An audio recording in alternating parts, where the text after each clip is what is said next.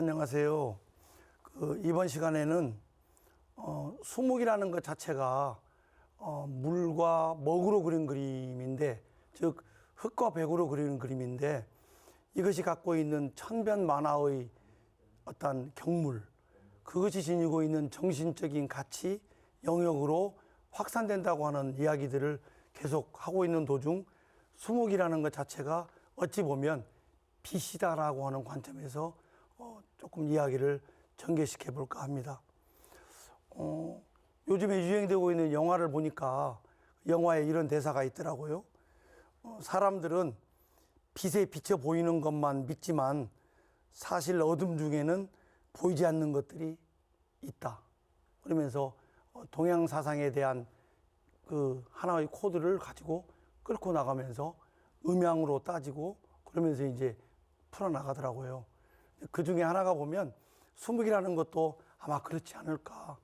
우리가 빛 그러면 빛에 의해서 밝음이 주어지니까 비로소 드러나기 시작하고, 드러나지만 드러나고 있는 그 현실 뒤에는 우리가 모르는 또 다른 어두운 그림자가 뒤에 도사리고 있고, 그림자를 만들어낼 수밖에 없는 어떤 이런 구조를 갖고 있는 거죠.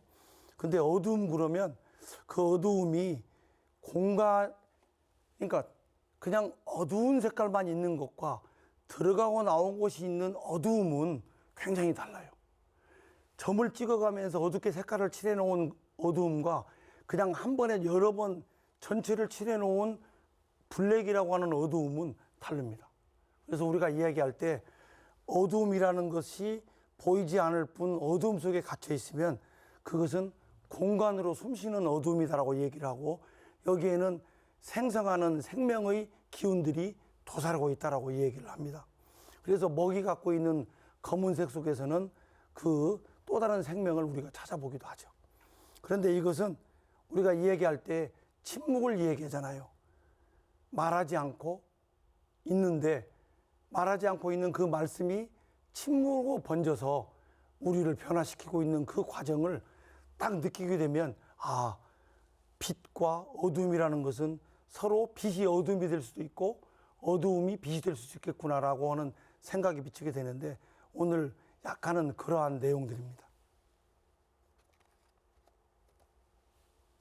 저의 평소 자세입니다. 제가 아무리 긍정을 위해서 살려고 노력하고 공동선을 위해서 살려고 노력하고 사회가 부조리한 부분을, 정책에 문제가 있으면 일반 백성의 입장에 있어서 국가를 상대로 입바른 소리를 반드시 합니다. 그것도 혼자 하는 것이 아니라 어떤 언론 매체를 통해서 칼럼과 실론을 통해서 꼭 하게 되는데요. 이러다 보면 자연스럽게 정부 관계자들부터는 쓴소리라고 저에게 이제 좋지 않은 어떤 답이 돌아오고, 그러나 저는 언제나 일반 사람들이 지니고 있어야 될 어떤 가치 문제, 그 부분이 훼손되거나 정신의 문제가 훼손되었을 때 우리는 묵과할 수 없다라는 생각을 하는데, 그런 생각을 하면서 그림을 이렇게 그립니다. 나는 내가 사는 시대를 매 순간 준열하게 꿰뚫어 보고 본질을 그리고자 힘쓴다. 그러나 그런 내 그림조차 어쩌면 한 판의 늑대춤일지도 모른다. 최상의 그림은 전통한 지 그 백지 상태다. 백비무구라고 했다.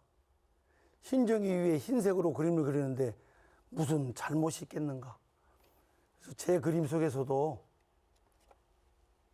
허물이 있지만 그 허물을 혹시라도 나로 인하여 돌을 던졌는데 어느 죄 없는 개구리가 돌을 맞지 않을까 하는 생각으로, 이게 늑대의 껍데기가 지금 춤을 추고 있는 거죠.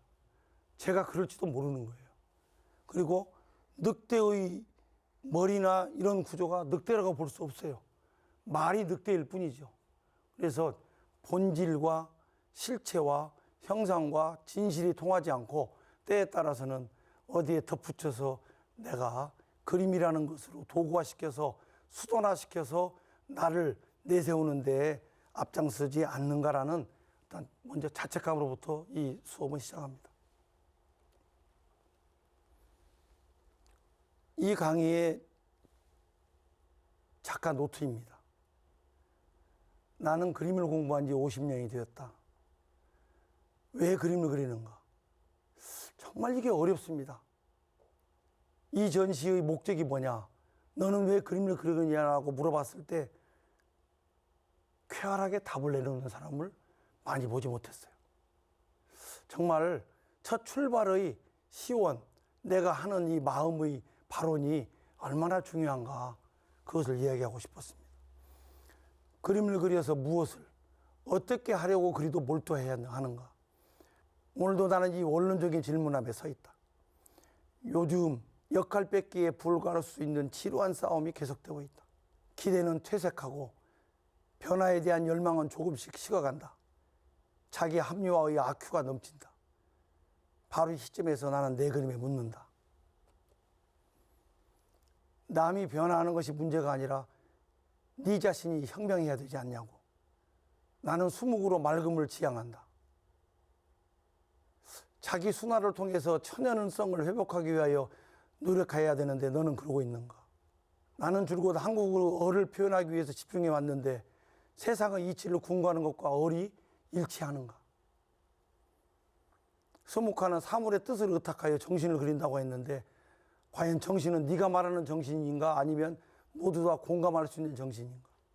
흑과 백이라는 대비를 통해서 조화를 추구한다고 했는데 흑과 백을 통해서 어떻게 조화를 추구한다는 얘기인가?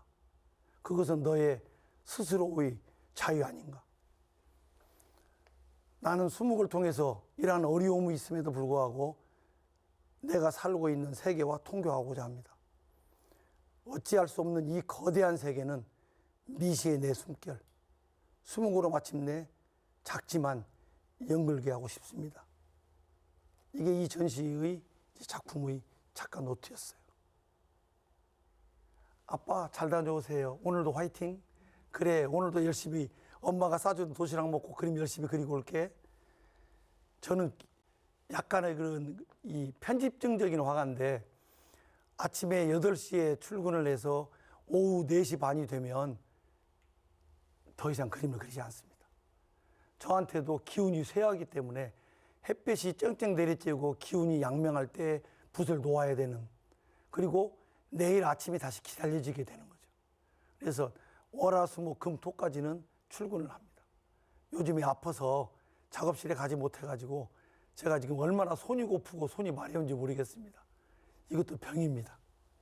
있을 때 신발도 신고 오지 못하고 신지 못하고 밖 안에 있는 이 현관에서 자기도 바쁜 모양이에요. 뭘 하여튼 디글디글하니 옆에다가 지금 볶고 있고 얘도 나오지 못하고 그 마음이 저를 매일 새롭게 다잡게 만든다, 이렇게 생각을 합니다.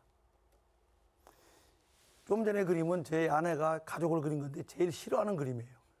이 그림만 보면 싫다고. 왜? 머리에다 뭘 동글동글하게 말았다고. 제 그림의 출발은 저로부터 출발합니다. 과연 나의 유전적인 요소는 무엇이었고 할아버지께서 덕을 쌓았던 것은 무엇일까? 그들이 도달하지 못한 것은 무엇일까? 그래서 평상시에 제가 어릴 때 할아버지나 아버지로부터 들었던 말 중에 하나가 사람은 어찌 될지 모르니 내가 갚지 못했던 빚은 누가 어떻게 있다. 내가 그 사람한테 빌려온 책은 어디 있는데 아직까지 못 주었다라는 소리를 아주 어릴 때부터 돌아가실 때까지 수백 번을 듣게 됩니다. 그래서 자기의 허물을 남에게 보이려고 하는 것이 아니고 자기의 허물과 남의 허물을 동시에 보려고 하거나 남에게 고마운 뜻을 끝까지 잊지 말으라고 하는 하나의 교훈 같은 느낌도 듭니다. 저희 고조부입니다. 할아버지고요. 아버지고 접니다. 부정할 수 없는 내려오는 하나의 유전적인 요소에 의해서 저 또한 그림을 그릴 수밖에 없는 자양분이 만들어졌을 것이라고 생각합니다. 인간이 갖고 있는 대부분의 잘못 중에 큰 잘못은 욕망이 아닌가 생각이 들어요. 욕망은 절명해도 욕망은 없어지지 않는다고 그래요. 우리가 말하는 이 욕망의 꿀방울 한 방울을 얻기 위해서 때에 따라서는 줄이 썩은 줄인지도 모르고 우물 속에 독사가 들거리는데 독사가 있는지도 모르고 위에는 벌들이 집을 짓고 있는데 그 꿀 한 방울을 떨어뜨려서 우리는 이 단맛에 현혹되어서 눈알이 뒤집히기도 하죠. 아마 조금만 확대시켜 보면 지금의 나의 삶도 그것과 다르지 않을 것이다 이 생각을 합니다. 그래서 불설 비유경에서 말한다. 욕망을 다스리는 법을 배우라고. 그러나 나는 아직 그리 큰 욕망이 없다. 다만 내가 그들과 함께하면 맑고 투명한 세상이 되기를 바랄 뿐.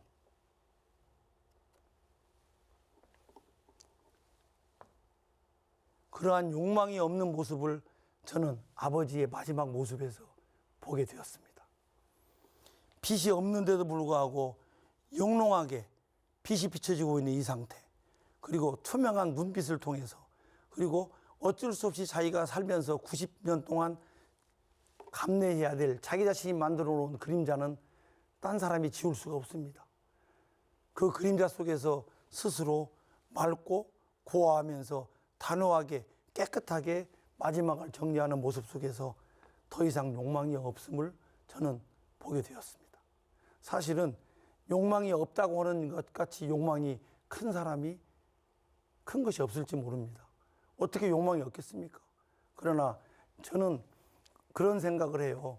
내가 그려놓은 그림이 탁하거나 내가 그려놓은 그림이 거짓으로 점철되거나 술을 먹거나 또는 다른 안 좋은 일을 하면서 손끝으로는 마치 그렇지 않는 것처럼 거짓으로 나를 위장하고 있는 모습만큼은 빼겠다. 그래서 좋지 못한 모습을 보거나 생각이 균일하지 못하거나 집에서 나설 때 아내로부터 험한 얘기를 들었을 때 그날은 작업을 하지 않습니다.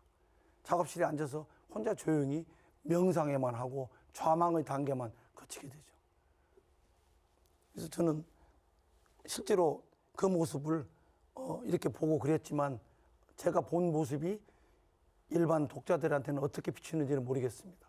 그러나 이 작품을 본 어떤 성직자께서는 제 작품 중에서 가장 맑고 맑은 티 없는 모습을 볼 수 있었다.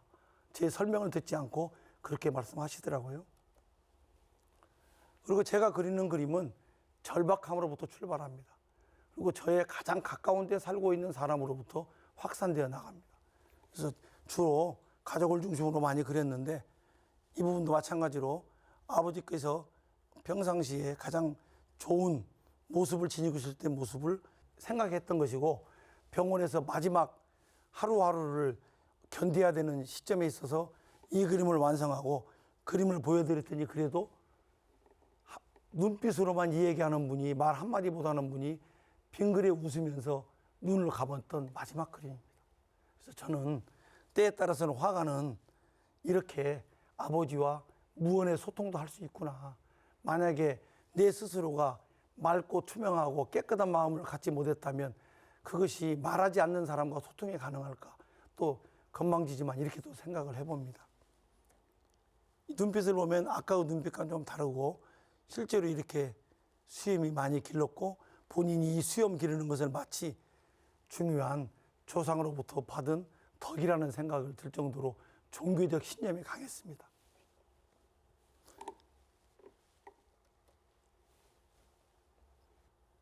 보여드렸던 그림의 세 가지 전부 다입니다. 우리는 어쩔 수 없이 노동을 해야 되죠. 노동을 하지 않으면 어느 누군가가 내 대신 노동을 합니다. 일을 하고 있는데 그 일의 숭고함은 정말 값지고 귀한 거죠.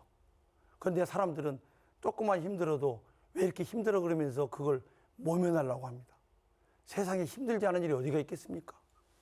제가 그림을 그리면서 좋지 않은 머리로 생각을 깊게 해야 되고 그 생각을 깊게 한 것을 다시 단순화시켜야 되고 단순화시킨 것을 다시 또 형성화시켜야 되고 형성화시킨 것을 또 줄여야 되고 하면서 그 마지막 꿀 한 방울을 남기고 더 이상 지울 수 없는 단계까지 지우는 거거든요.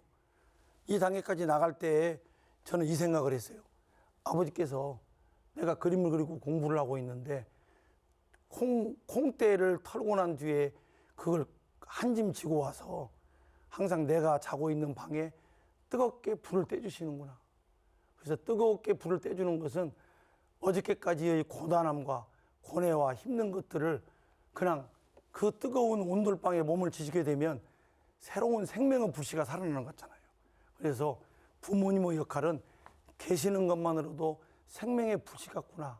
그래서 아무리 우리가 효도를 다하려고 그래도 결국은 부모님께서 기다려주지 않는 것, 그것이 운명인지 숙명인지 자연의 이치인가 모르겠는데 아무리 잘해도 후회스러울 수밖에 없고 아무리 보고 싶어도 세월이 지났어도 그리울 대상이 되는 것은 그것은 저만의 이야기가 아닐 것입니다. 그런 이야기를 마지막에 아버지께서 호흡을 하고 계실 때 보여드렸던 그림이 세 번째입니다. 본인 스스로 삶이 한복을 항상 입고 다니면서 글을 읽으니까 언제나 돋보기를 끼고 의관을 정지해야 된다고 유건을 끼고 다니면서 이런 삶을 살았던 본인의 정체성을 그리고자 했습니다. 실제로 많은 꽃들이 나무에서 피어납니다. 그 꽃들이 때로 피어나는 걸 보고 나서도 아름답게도 느끼고 어떤 면에서는 꽃이 한 줄기 피어 있는 늦게 핀 꽃에 인간은 또 감탄하기도 합니다. 인간이라는 존재는 작은 것에 그렇게 고마워하고 그리고 감사해야 할지 알고 그것을 내가 받은 것만큼 남에게 베풀려고 하는 노력을 대부분 많이 하고 살지 않습니까? 이 벌이라는 것은 참 묘해요. 엄청난 꽃이 달려있으면 그 꽃을 건드려서 반절로 솎아냅니다. 솎아낸 이유는 열매를 튼실하게 맺고 크기를 크게 하기 위해서 그런 거죠. 인간은 일부러 따줘야 되지만 벌은 스스로가 떨어뜨려 버립니다. 이 떨어뜨린 꽃은 벌이 그냥 놔두는 게 아니라 한 5시간, 6시간이 지나면 위에 붙어져 있는 꽃가루를 건드는 것이 아니라 말라있는 꽃 속에서 머리를 집어넣고 꽃가루를 만지기 시작합니다. 떨어져 있는 꽃가루이지만 자기한테는 고혹적이고 향기로울 거라고 저는 생각을 해요. 그렇지 않고서는 떨어져 있는 꽃을 어떻게 그렇게 취할 수 있을까요? 우리가 알 수 없는 세계에 또 있는 거죠. 그런데 그 지천에 피어 있는 봄날, 이 꿀벌은 왜 칫솔에 앉아 있을까요? 과연 치약이 향기로워서만 그럴까요? 아니면 그 사람의 입냄새가 그리워서 그럴까요? 제가 이 그림을 그리는 시점은 많은 희생자를 냈던 학생들이 바다에 죽었다는 소식을 듣고 나서 이런 그림을 그리게 되었습니다.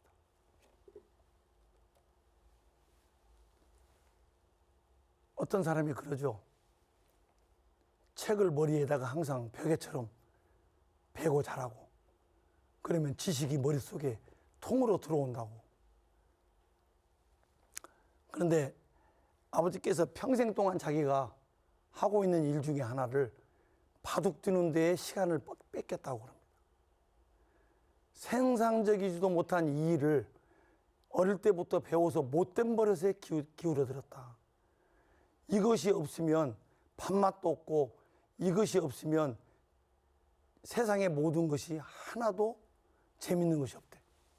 오직 19줄 바둑판 위에서만 자기의 사고가 맴돌고 있었던 건 10대부터 90대까지니까 80년 동안을 바둑판 위에서 살았던 거고 자기는 바둑판의 노예가 되었다.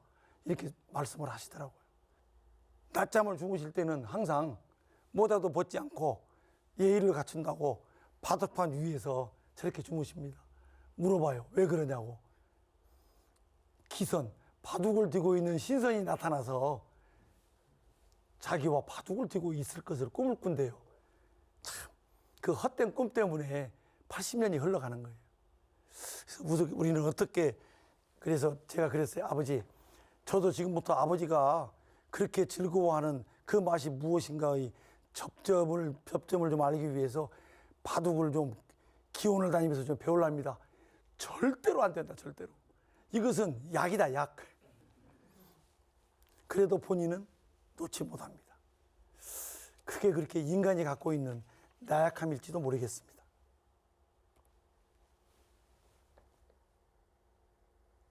혹시 뭔지 감이 오시나요? 우리는 잘 모르는 게 참 많습니다. 분명한 것은 이건 뭐 동물의 몸뚱 같죠? 꼬리 같고 앞다리, 앞발, 뒷다리 같고요.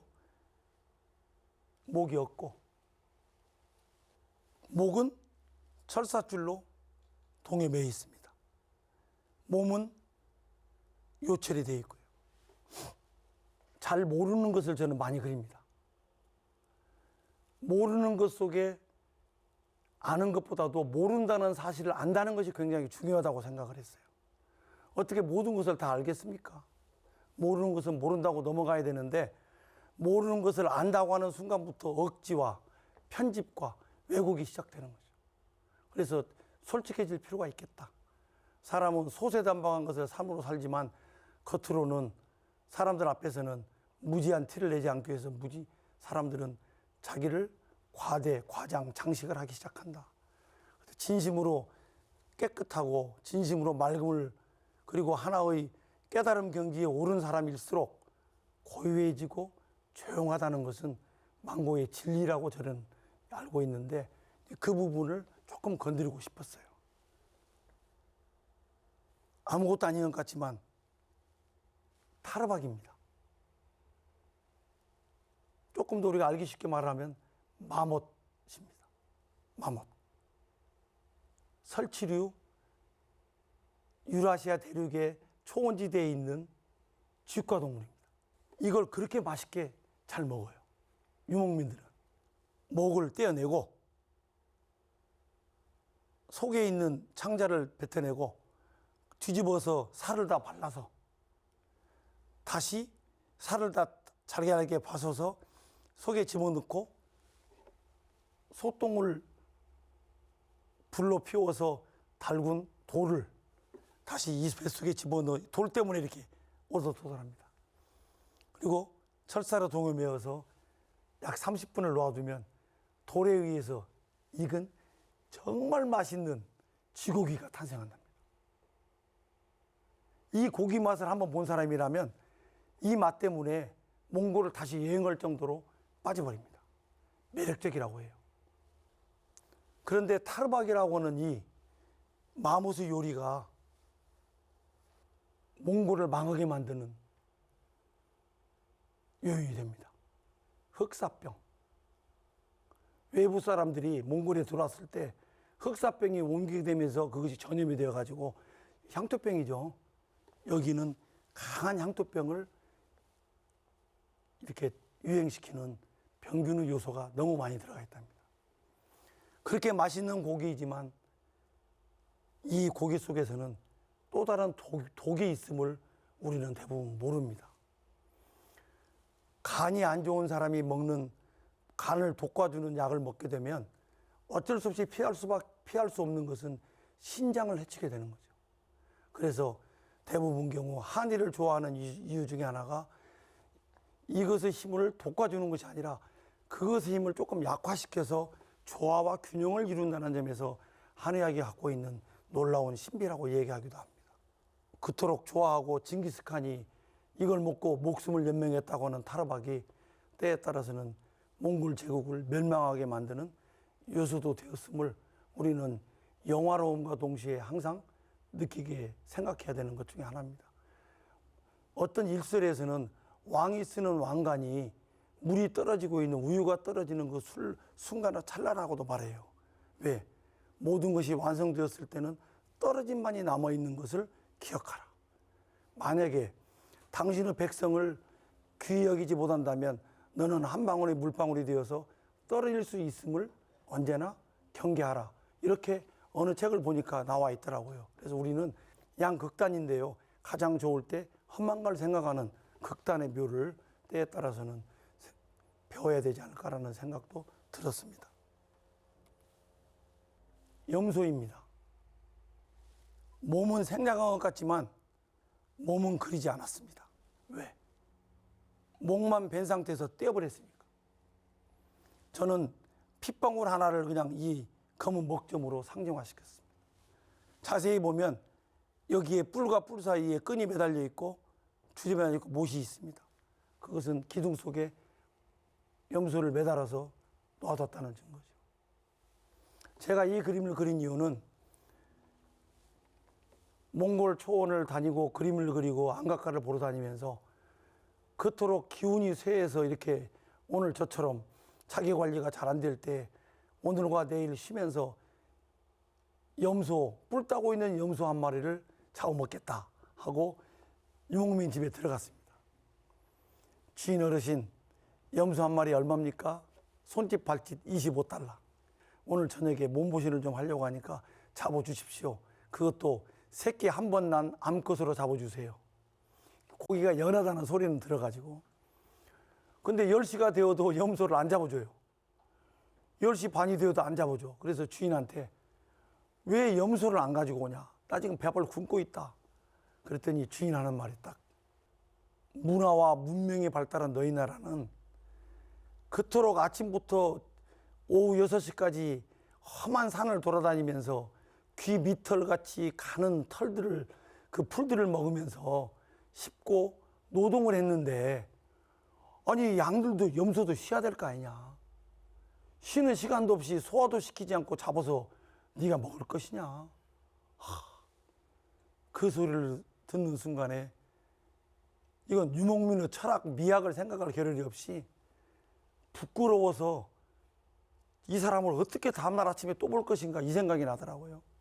그래서 사람이 갖고 있는 이 문화미와 이런 것은 다 인정한다 하더라도 생명에 대한 존중은 참 유목민이 생각이 깊구나. 인간은 어느 사람이 이런 소리도 있죠. 냉장고를 파먹는다.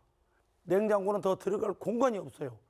그런데도 계속 사러 다니고 파먹으면 한 달 동안 사 먹는다는데, 인간만큼 비축, 저축, 썩어서 버릴 정도까지 하고 있는 이 행위가 과연 옳은 것인가를 한번 생각해 본 그런 계기가 되었습니다.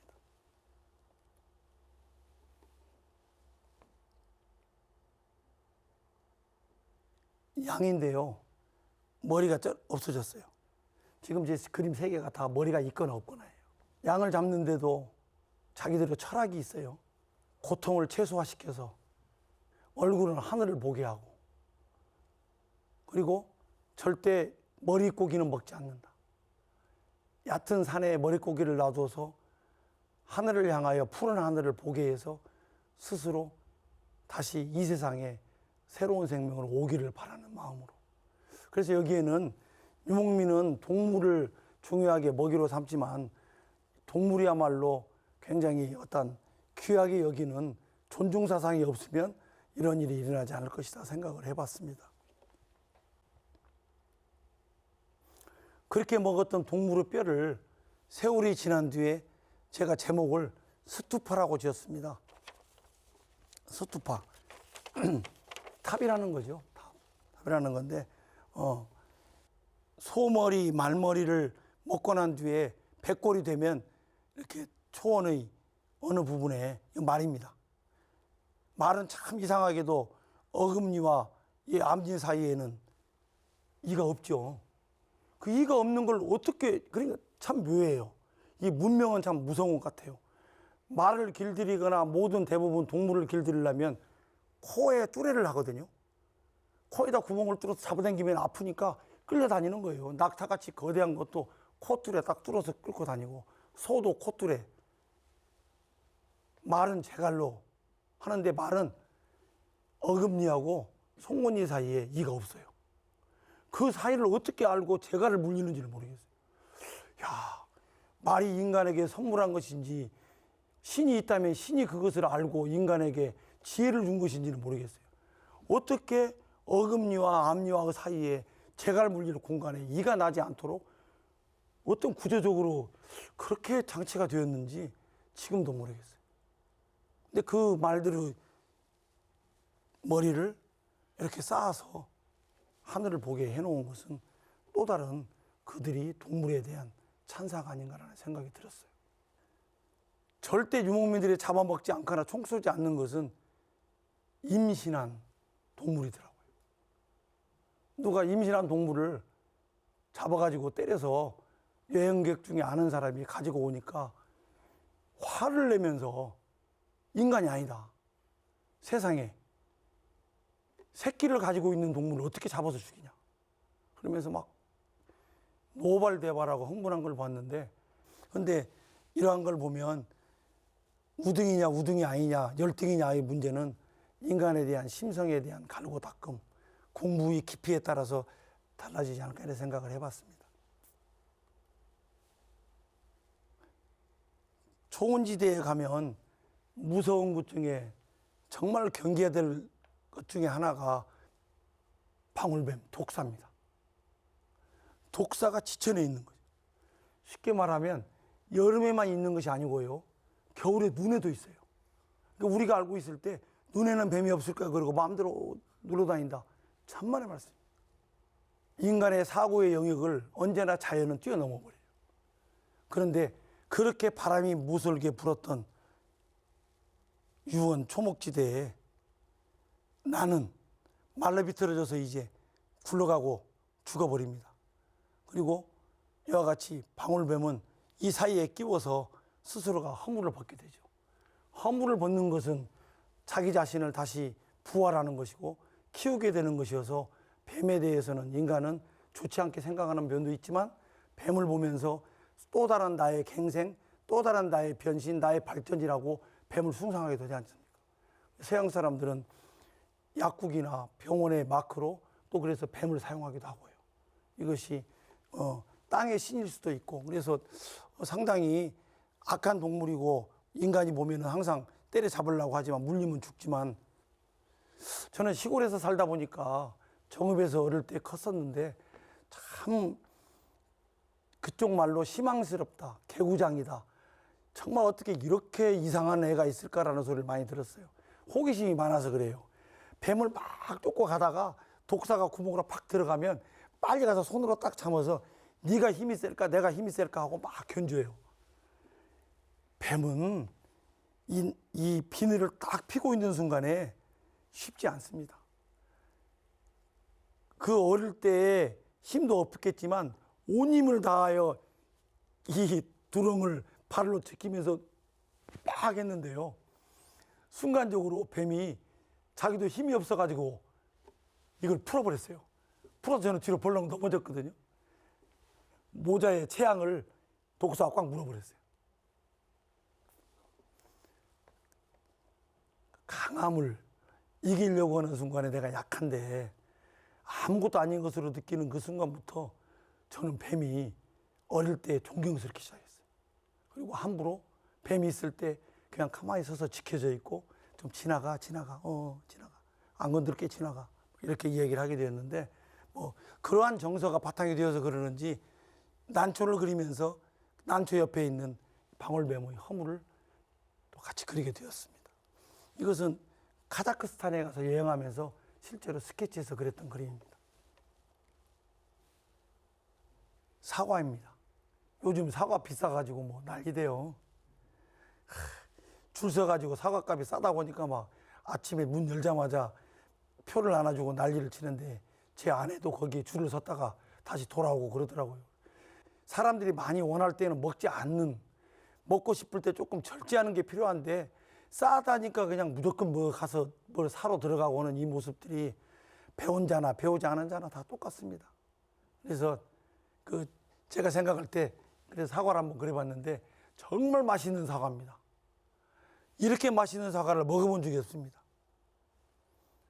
새가 쪼아먹은 사과. 이 사과는 어차피 조금 지나면 썩어버려요. 그리고 주인이 따지도 않아. 이걸 따 먹는다고 해서 주인이 뭐라고 하지도 않아요. 그리고 적당하게 말랐어요. 이 적당하게 쪼글쪼글한 사과만큼 맛있는 것이 어디가 있어요. 굴비도 비슷해요. 적당하게 말라있는 굴비는 씹을수록 단맛이 나죠. 그래서 사과의 진짜 맛은 아삭아삭한 맛도 있지만 쪼글쪼글하게 말려 비틀어졌을 때 마지막 풍기고 있는 그 풍미가 정말 혀끝을 자극하고 머리끝을 전체 윤기나게 만듭니다.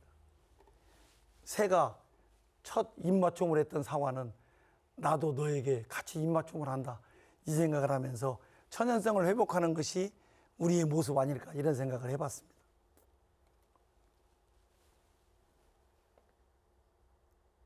큰 화면에 바늘 하나를 그렸어요. 대바늘. 이 바늘에는 피가 묻어 있고요.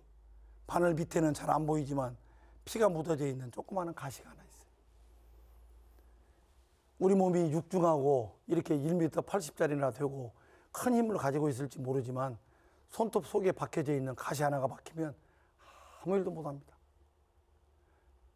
큰 것 같지만 사실은 아주 나약하게 짝이 없는 게 인간일 수 있는데 우리는 그 부분도 성찰할 필요가 있겠다 이런 생각을 해봤습니다.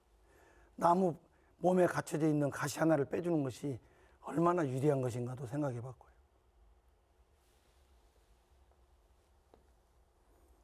자기 스스로와 치열하게 싸우는 것은 좋지만 서로 돌이킬 수 없도록 낫에 땅을 긋고 박아서 잡아당기는 것처럼 무섭게 상처내는 것만큼은 피해야 되겠다.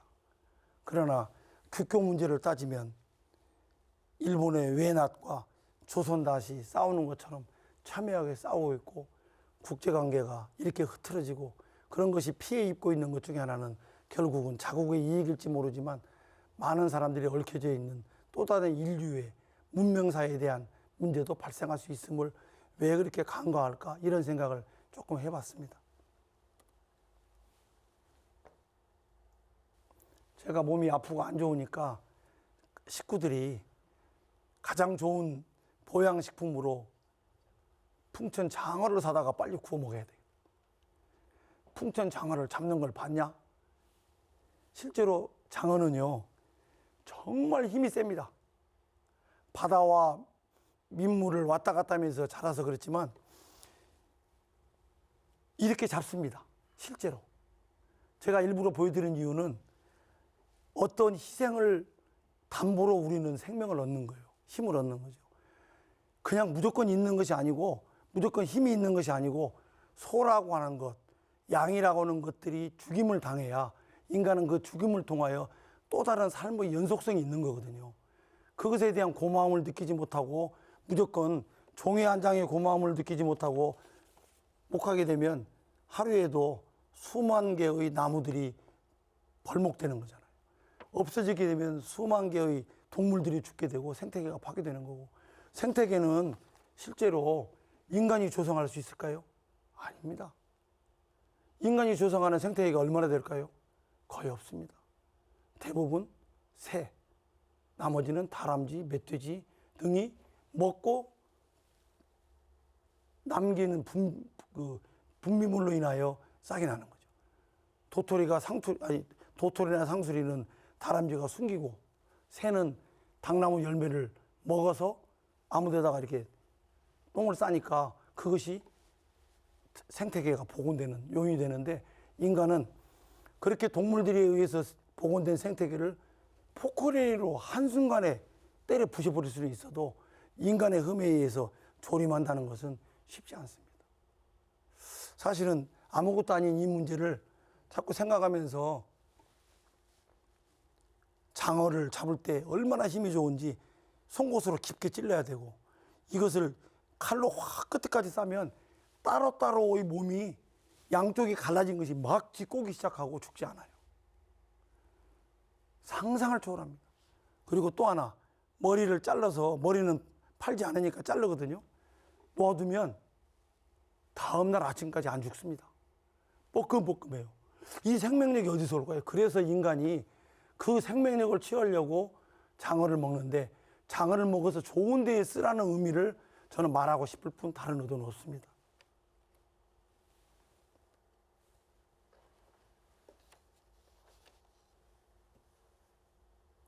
뒤를 보다. 그리고 얼굴 없는 노무현. 실제로 권양숙 여사를 모델로 그렸던 그림입니다. 한 분은 얼굴이 없고 한 분은 뒷모습뿐이 보일 수 없는 이 현실이 정치적으로 어떻게 해석해야 될지는 잘 모르겠습니다. 우리 시대의 아픈 구석일지도 모르고 용서하기가 그렇게 어려운지도 모르겠습니다. 우리는 이렇게 주머니 술이 가득 차야 편안하고, 달도 토끼가 방아를 찢는 것이 아니라 토끼가 불사약을 찢는 거죠. 추석에 떡방아를 찢는 것이 아니고 불사약을 찧어서 음기를 나에게 이제 많이 주어서 몸을 보호하게 하기 위한 목적으로 이제 불사약을 찢는 것인데, 결국은 달을 보더라도 이렇게 충만한 달이라고 사람들이 생각하고 욕심을 부릴 정도로 참 욕망이 끝이 없습니다. 그래서 다 담으려고 하지 않았습니다. 모두 담으려는 것이 부질없음을 압니다.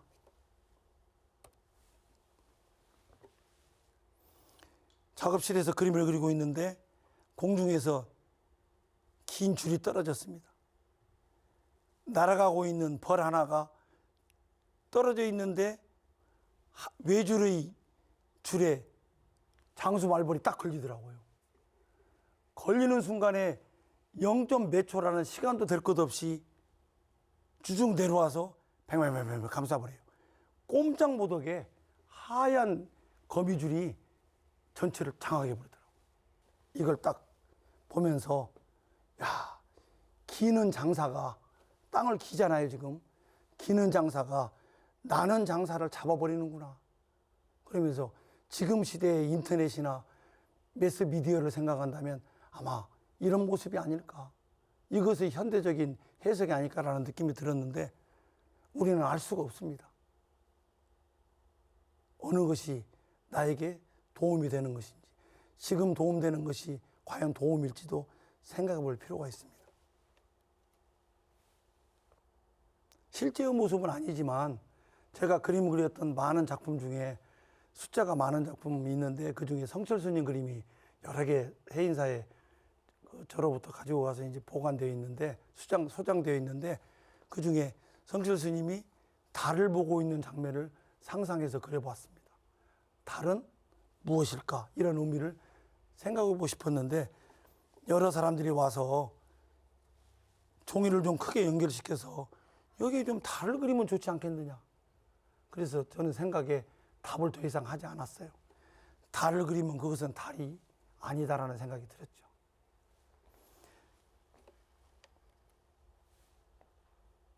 아무것도 아닌 정말 가벼운 마음으로 그린 그림입니다. 사방불을 보면서 사방불의 현대적 해석이 이럴 수 있지 않을까. 본래의 사방불 중에 부처는 수행을 하고 있고, 부처의 동서남북에는 여러 가지 궁구할 수 있는 자기의 방편대로 시작하고 있습니다. 선이 됐든지, 그것이 다른 또 다른 방법이 되었든지, 일하는 것이 되었든지 간에 자기의 마음을 둬야 하고 마음을 닫고 있는 모습 속에서 결국은 자기가 있지 않느냐.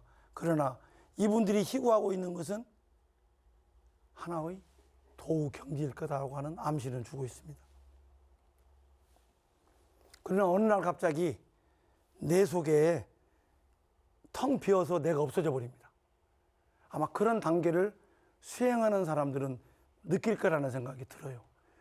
열심히 나에게 가장 낯선 나인지 알고 계속 수행을 하면서 공부했는데, 어느 날 갑자기 그것이 텅 비어 있는 자기 자신을 보게 되면 이제부터는 모든 것들이 자기 것인 것처럼 착각하게 되고, 내가 전부인 것처럼 그냥 자기 스스로가 자기에 속아버릴 때가 있더라고요.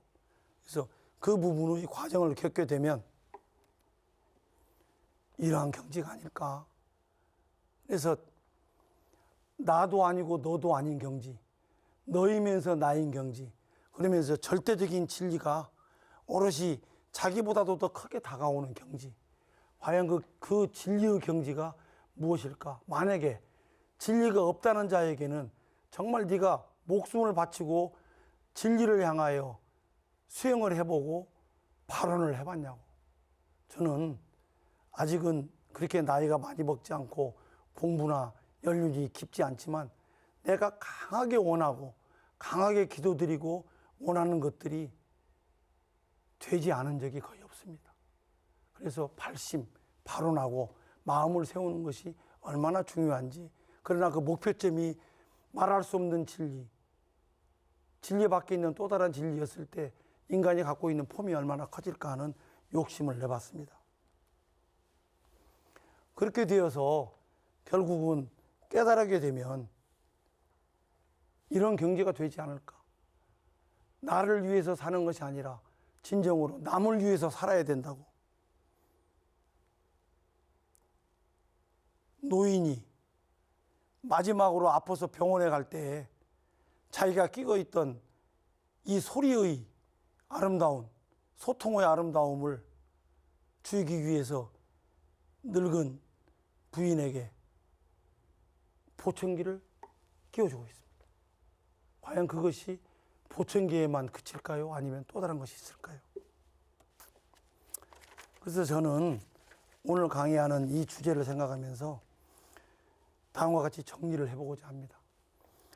세상이 고뇌와 번뇌, 고통으로 이렇게 돌아가고 있으니 어떤 이러한 어두운 사바세계를 벗어나서 모두 다 해탈하고 열반의 경지에 도달하려고 하지는 않겠습니까? 상대를 알아듣게 쉽게 대중성을 확보하려면 음식이 마치 그런 것처럼 장식이 많아야 되고 이뻐야 됩니다. 그리고 그 맛은 강해야 되고 짜야 되고 달아야 되고 자극적이어야 됩니다. 절대 조용한 맛이 없죠. 제가 들었던 상당수의 지식인들, 성각자들의 말을 들어보면 때에 따라서는 졸린 듯, 없는 듯, 무미한 듯 한다는 말들이 참 많았습니다. 툭툭 던지면서 밥 먹었나. 그런데 어느 날 갑자기 밥 먹은다라는 소리가 또 다른 천지개벽을 꿈꾸라고 하는 소리로 들릴 때가 있었습니다. 자기 해석이 더 중요할 수 있겠지만 저는 그렇게 들었습니다.